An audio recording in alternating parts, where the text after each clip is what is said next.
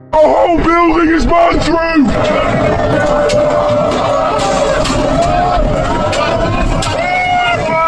नेपाल एक शांत पहाड़ी देश जिसे हम पड़ोसी और दोस्त की तरह जानते हैं, लेकिन सितंबर 2025 में यहीं से उठी एक ऐसी ज्वालामुखी जिसे लोग जेन जेड क्रांति कह रहे हैं। 19 से ज्यादा लोग मारे गए, सैकड़ों घायल हुए, संसद पर हमला हुआ और अंततः प्रधानमंत्री को इस्तीफा देना पड़ा।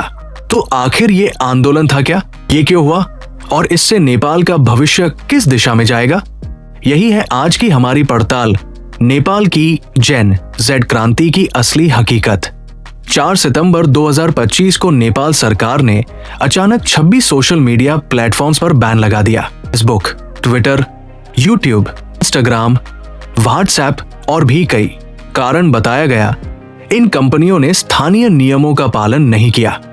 लेकिन असल में ये कदम युवाओं की आजादी छीनने जैसा था, क्योंकि नेपाल की नई पीढ़ी NZ की दुनिया सोशल मीडिया से ही जुड़ी है। यहीं से गुस्से की आग भड़क गई। सोशल मीडिया बैन के खिलाफ हजारों छात्र युवा सड़कों पर उतर आए। उनकी मांग थी, 1. बैन तुरंत हटाया जाए, 2. सरकार पारदर्शिता लाए, 3. भ्रष्टाचार पर लगाम लगे। लेकिन ये आंदोलन धीरे धीरे सोशल मीडिया से निकलकर सड़कों पर एक जेन जेड आंदोलन में बदल गया। पुलिस और सेना ने जब बल प्रयोग किया, तब हालात बिगड़ गए। गोलियां चली, आंसू गैस छोड़ी गई और देखते ही देखते ये शांतिपूर्ण प्रदर्शन हिंसक संघर्ष में बदल गया। सिर्फ कुछ ही दिनों में 19 लोग मारे गए और सैकड़ों घायल हो गए। आंदोलनकारी सिर्फ नारेबाजी तक सीमित नहीं रहे, उन्होंने संसद भवन और नेताओं के घरों पर हमला किया। कई इमारतें और गाड़ियां जला दी गई।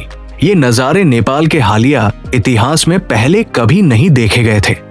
सरकार की नींव हिल चुकी थी, लेकिन युवाओं की मांगे थमने का नाम नहीं ले रही थी। भारी दबाव के बाद नेपाल सरकार ने सोशल मीडिया बैन हटा लिया। प्रधानमंत्री KP शर्मा ओली ने जनता से माफी मांगी, पीड़ित परिवारों को मुआवजा देने और घायलों का मुफ्त इलाज कराने का वादा किया। उन्होंने 15 दिनों में जांच कमेटी बनाने की भी घोषणा की।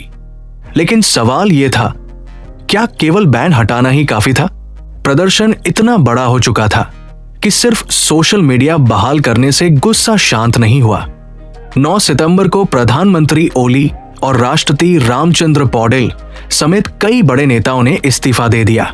नेपाल एक अस्थायी सरकार की ओर बढ़ गया। ये साबित करता है कि ये आंदोलन सिर्फ सोशल मीडिया का नहीं, बल्कि भ्रष्टाचार और अपारदर्शिता के खिलाफ एक क्रांति था।